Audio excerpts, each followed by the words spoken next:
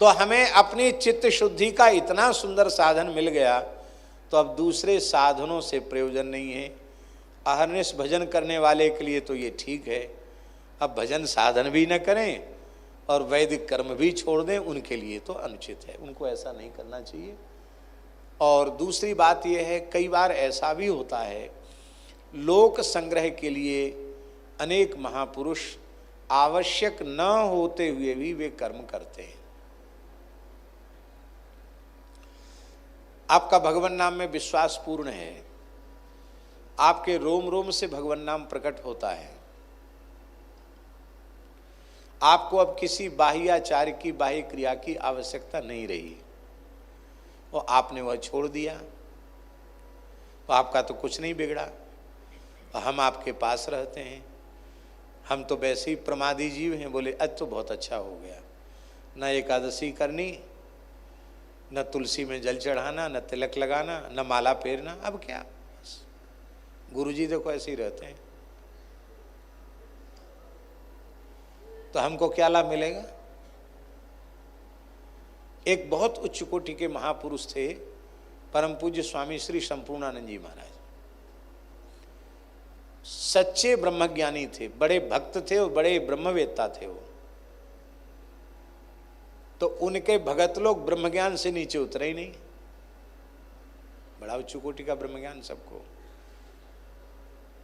तो संपूर्णानंद जी ने एक बार हमसे कहा कि ये बहुत लंबे समय से सत्संग सुनते हैं, वेदांत श्रवण करते हैं, गीता भागवत रामायण सब सुनते हैं, इनको कुछ बता दो।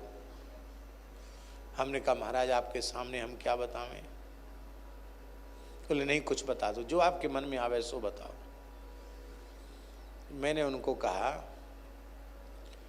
कि संपूर्णानंद जी महाराज बैठे हैं, 100 वर्ष से ऊपर अवस्था थी उनकी, ये जीवन मुक्त भगवत प्राप्त संत हैं मेरे विश्वास के अनुसार।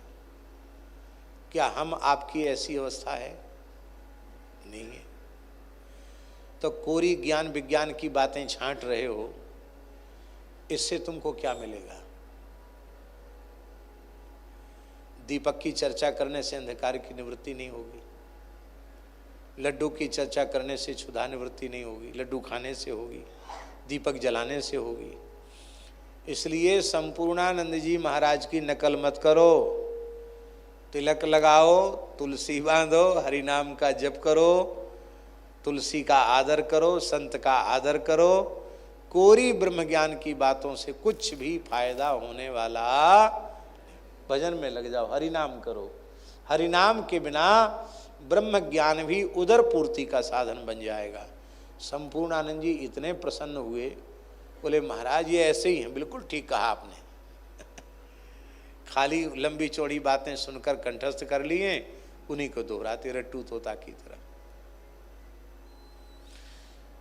तो आवश्यक नहीं है, जैसे हम अनुमान करते हैं कि हमारे पूज्य गुरुदेव भक्तमाली जी को कोई आवश्यकता नहीं थी, वो इतने उच्च कोटि के महापुरुष थे, लेकिन हम लोगों को सावधान करते थे, पंडित जी संध्योपासन का समय हो गया, जप का समय हो गया, हमको सावधान करते थे। स्वयं भी थोड़ी देर कुछ न कुछ करते थे, भले ही थोड़ी देर करें पर करते थे।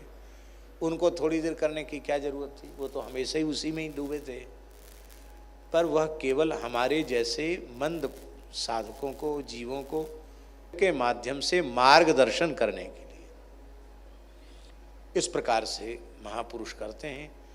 तो आवश्यक न होने पर भी लोक संग्रह की दृष्टि से करना चाहिए, जिससे कि पास में रहने वाले लोगों विकृत न हो जाएं, ये बहुत जरूरी है। भगवान को किस कर्म की आवश्यकता है?